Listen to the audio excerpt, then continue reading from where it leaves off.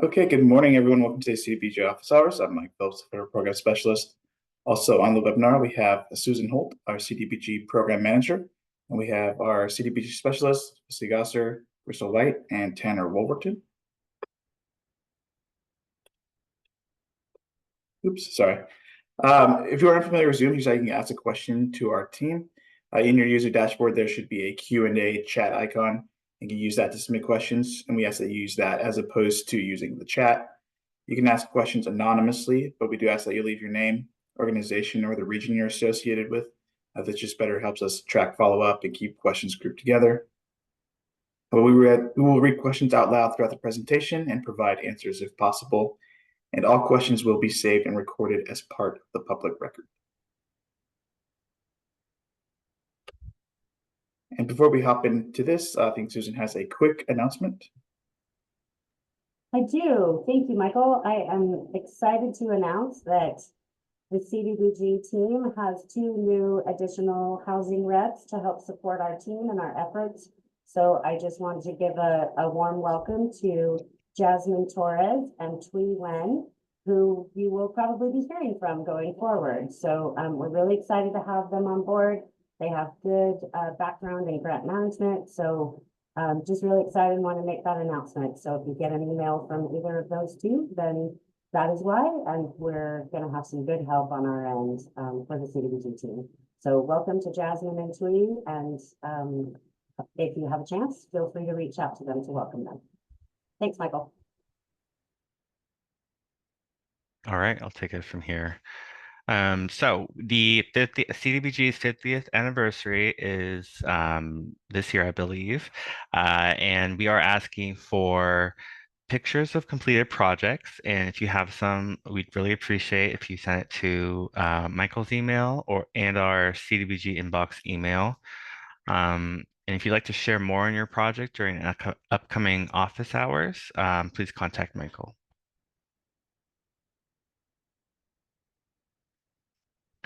And for next office hours on April 17th, we'll be having a presentation from RCAC, the Rural Communities Assistance Corporation. They'll be presenting on technical assistance programs and their loan fund, and we hope that providing that information can leverage what our grantees are able to do with our CDBG funds. CDBG program updates for 2023, nothing has really changed. We received 7 applications and conditionally awarded six of them. And then for the CDBG NOFA amendment, we received 12 applications, and then we notified applicants of their status on March 21st.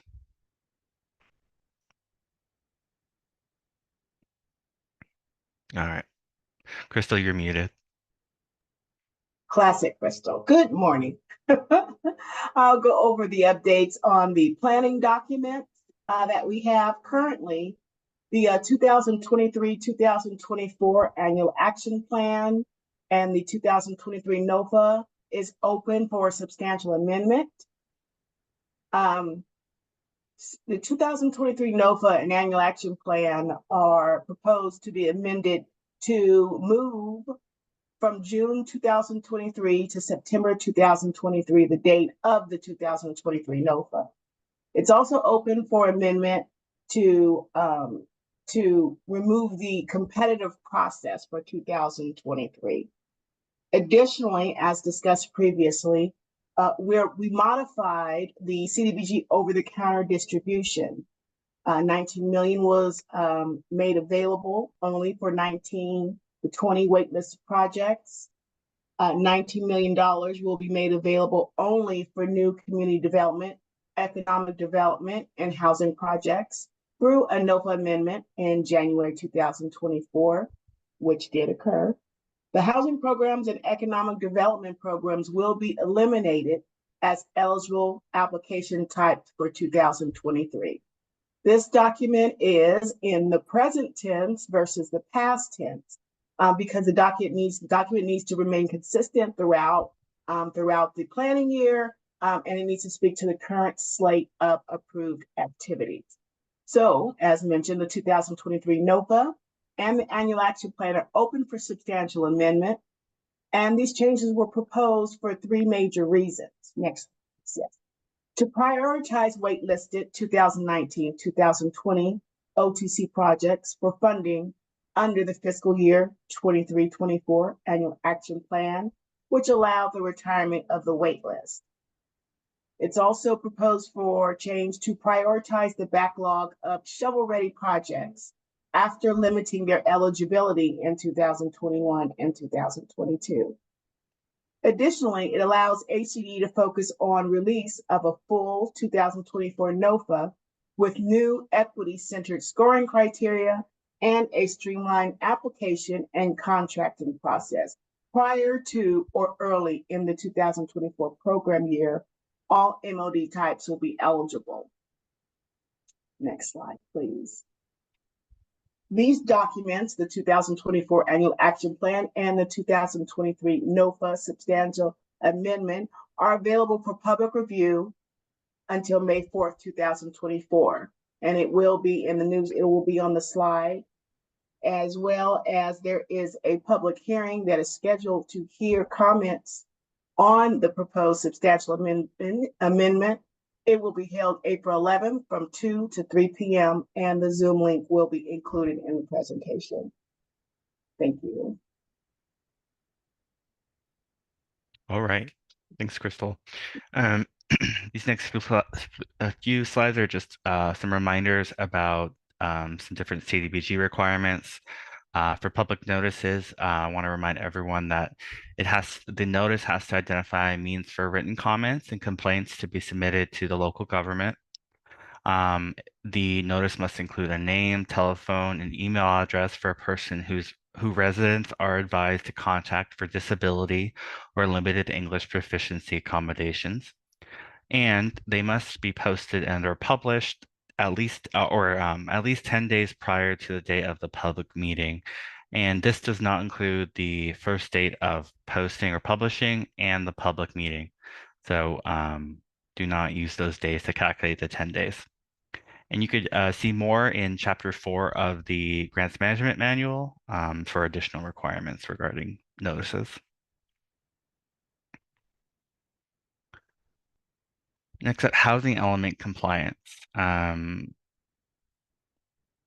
There is a big explanation of the requirements on the first bullet, but in general, it does mean an applicant cannot apply for CDBG funds if it has not submitted a draft housing element to HCD and is not actively working to complete the housing element process in a timely manner.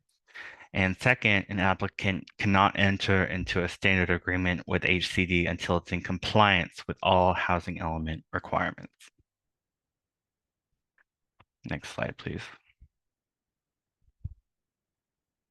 In Section 3, we have HUD has published some new resources for Section 3, a brochure for workers and businesses, a job aid for contractors and subcontractors, resident outreach and referral strategy document, and a resident outreach and business development strategy.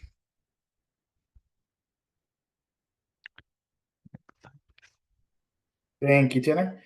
And just as a final reminder for CDBG unclaimed funds, I think this will probably be our last office hours before the April 15th deadline.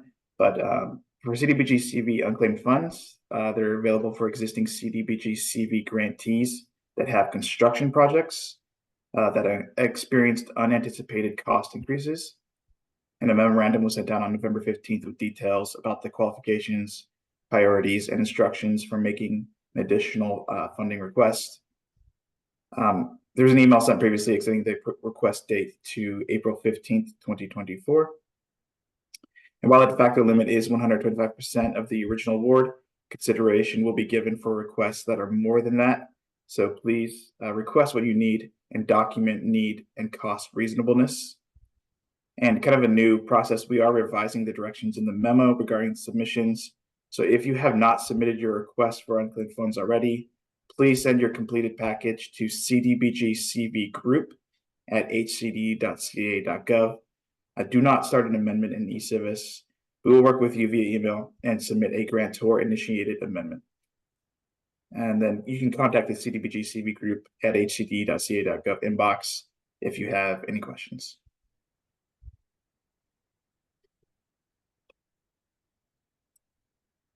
And then just as a reminder for our CDBG CV grantees that the ICF has been providing grant administration and technical assistance for all CDBG CV standard agreements. This work is paused until further notice. HCDB staff will continue to process funding augmentation requests and financial reports.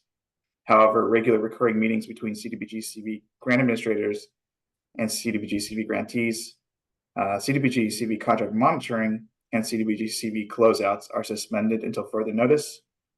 For submitting financial reports, continue to submit requests via eCivis grants management system. For questions, please email the CDBG CV group at hcd.ca.gov inbox. HCD CDBG staff will monitor this inbox regularly to respond to your questions. For submitting requests for funding augmentation pursuant to the published memo, please email the CDBG CV group inbox with questions or your submission by April 15th. HCD will monitor this inbox regularly to process these requests. And for all other CDBG CV related inquiries or support, please again use the CDBG CV group inbox.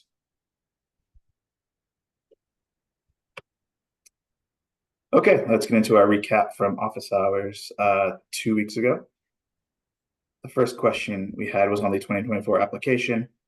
The question was, for the 2024 application, will a team member be able to create and save the application for the jurisdiction to review and submit? And the answer to this was, for the 2024 applications, the applicant will be tied to the account that created the original application. So unfortunately, you would not be able to transfer the application to another team member for review and submission. This next question was on the 2024 funding amount. The question was, for the July 2024 NOFA, do you have an estimated amount that will be available?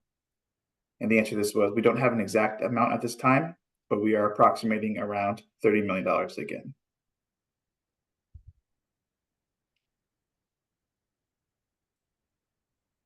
So the next question was on the 2024 NOFA release. Question was, will you be releasing the 2024 NOFA at the beginning of July or the end of July? And the answer to this was, we anticipate it will likely be towards the end of July.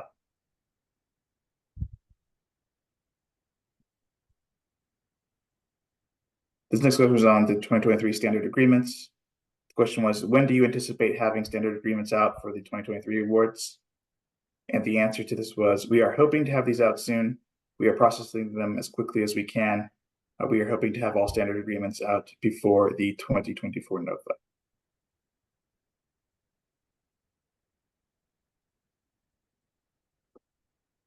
See, this question was on 2024 funding amount follow-up. Question was, are we okay to use the $30 million of 2024 CDBG funds in our community outreach efforts and have it accepted in your review if it is less or more than you announced in the NOFA? And the answer to this was, we would advise using approximately $30 million. If it's a little bit higher or lower, it will be sufficient for us. So this last question was on PI-only applications for the NEPA. The question was, will you be conducting a what works, what doesn't work as part of your outreach with grantees in your new process to gather information for your new process development? We do, and the answer is we do plan to reach out for feedback on any changes or updates to the process. We're always trying to improve the application process. So I think that heading was wrong. All right, that's all the recap that we have. So let's get into our live Q&A.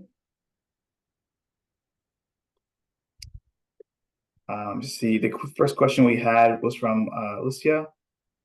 Do we submit one CENST for GA for all grant applications or one for each application? I can answer that. So at a minimum, we would like one CENST for general admin per jurisdiction. And then as long as it covers the general administration of those CDBG awards, then it will be acceptable. You could use the same one for the multiple applications in for one jurisdiction.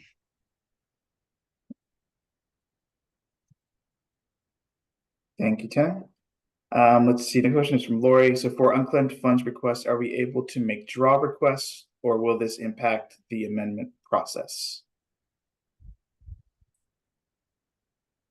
Just to answer your question, Lori, that's one of the reasons we did change the process, is because when the grantees were doing amendments, it was kind of conflicting and not allowing people to submit funds requests. So that's one of the reasons we're handling it by email, so that you can continue to submit requests for reimbursement while we're working with you outside the system. And then we'll eventually do a grantor initiated amendment from on our end. And then that process will be just kind of go into your next question. That process, I think, will take about 4 to 6 weeks to process that amendment. Yeah.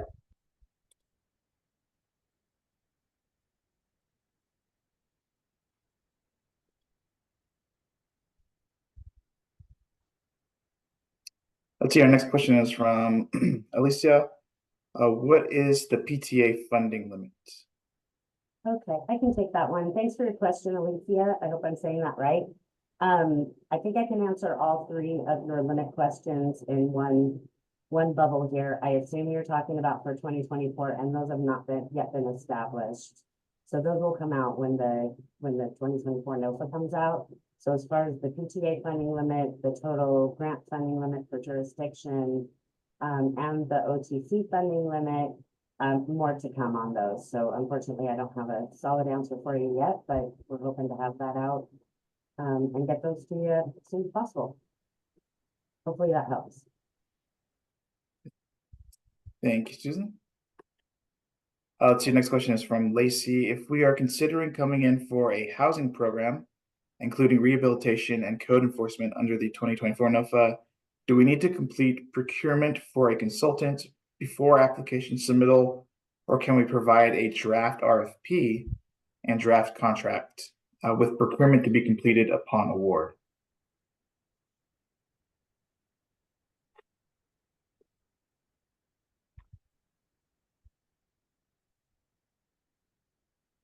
I said I would answer this and I totally forgot. Thank you. So I believe, and please jump in if you have another answer, anyone, but I believe you can wait to procure your consultant until after you've been awarded. Please do provide your draft RFP and draft contract within the application. Thank you, Tanner. See, next question is from Sandra. So during this year's AOV process, we've been told by several program participants that they received notices from their insurance companies regarding non-renewal as companies are pulling out of insuring homes in California.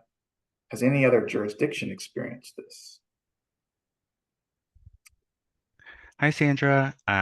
So you're definitely not the first to be experiencing this. This is a kind of a phenomenon that's going on right now where insurance companies are doing non-renewals and pulling out of certain states. I'm not sure if we've had any other jurisdictions experience this for their loans, but if you have, feel free to say so in the chat or connect with Sandra. Does anyone else on the panel experience this? All right. Thank you. Thank you, Tanner. Let's see, next question is from Sandra. When reporting PI expenditures in connection with an open grant, once approved by the rep, will this expenditure also have to be reported in the PI reconciliation award, or is the draw from the grant sufficient? Hi, Sandra. I've helped you with your PI, so I think I know what you're referring to. And your PI expenditures connected to an open grant, they don't have anything to do with the PI reconciliation award. So when you report your expenditures for your grant, you don't have to worry about also reporting it in that reconciliation award.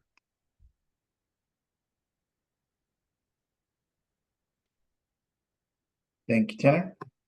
Let's see, the next question is from Jade.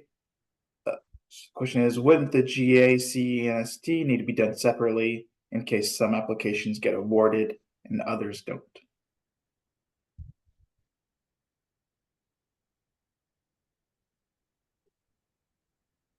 I can answer this. So I need to clarify what I meant. So typically you must provide a GA NEPA review or CNST with every application you do. I was saying that you can include the general administration of multiple applications in your CENST for one jurisdiction, but it shouldn't matter if you are awarded because the general administration of your awarded grants are still in that review. I'm sorry if I'm confusing the issue further. If it is simpler, you can do one GA CNST for each of your applications.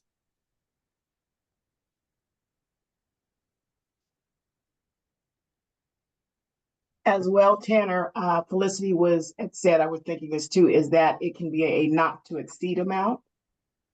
Yeah, thank you. Yeah, so you can overestimate or be conservative with the amount that you are planning on expending for GA and include it on one form. And that way you don't have to do multiple forms for the same jurisdiction. But I just want to clarify that you should upload the GAC and AST in each application you do.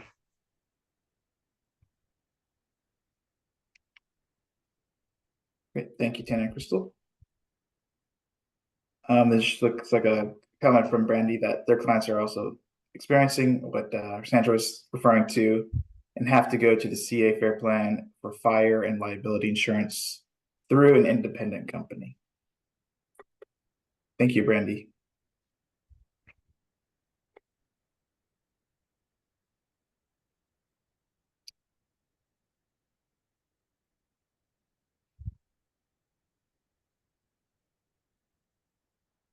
All right, it looks like that's all the questions that we have in the queue for today. So we'll give everyone another minute or two to get any questions.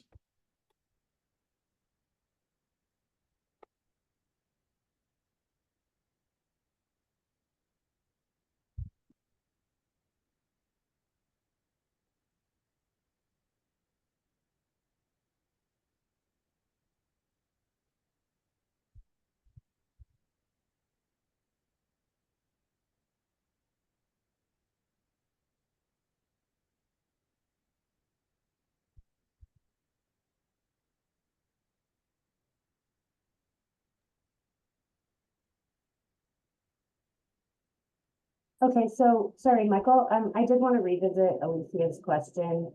We do have some draft NOFA and our annual action plan have some numbers in it. So you had asked about some of the limits and again, it's still in draft form, but just to give you a little bit of a heads up, it looks like in the 2024 NOFA, the maximum total grant award for all activities combined per jurisdiction cannot exceed 3.6 million. The OTC per project application cannot exceed 3.3 million, and the OTC per program application cannot exceed 1.5 million. So hopefully that gives you a head up, but of course, nothing is solid and these are all in draft form. So just keep that in mind. But I wanted to give you that update in case it's helpful. And just to add to that, thank you, Susan. Just to add to that, the planning grants, since we are doing competitive planning and public services, come 2024, it will be 250,000 limit.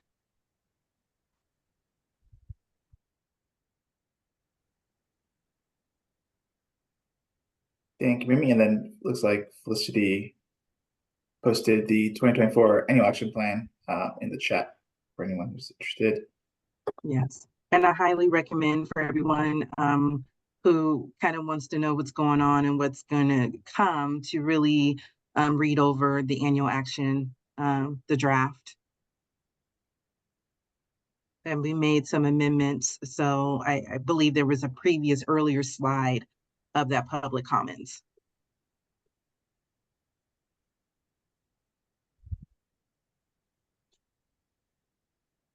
Thank you, Felicity.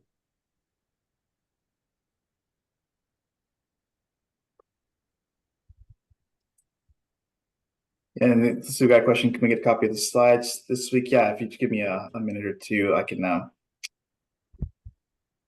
put the slides together and then put them in the chat. So just give me 1 second.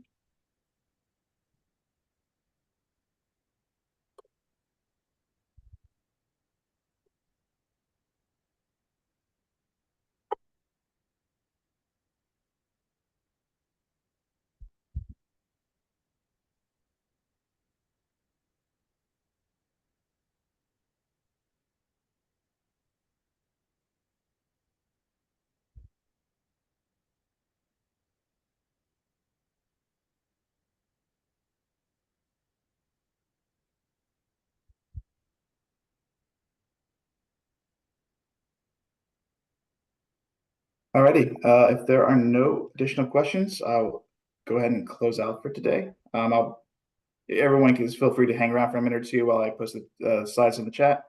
Otherwise, we can go ahead and close out. Thank you everyone for your comments and engagement today and the questions. And hope you have a good rest of your day, good rest of your week, and we'll see you back on the 17th. As a reminder, we are having RCAC come and present. So if you have any staff that would like to attend, go ahead and go to our website, go to the office hours tab and have them register. And that way they can be there for the presentation. Thank you, everyone.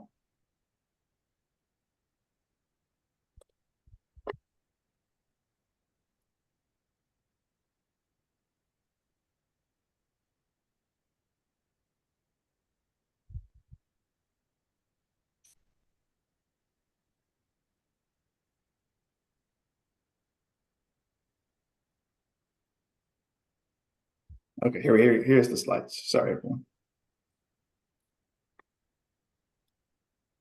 Now, the panelists, let me try again.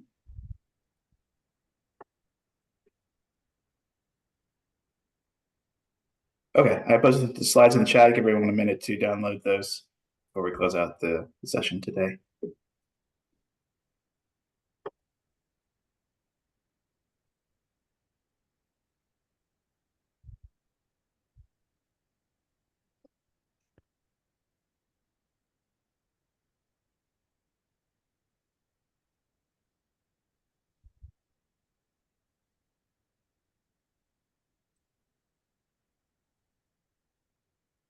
Alrighty, if anyone's still around, thank you again, and we'll see you back in 2 weeks. Thanks, everyone.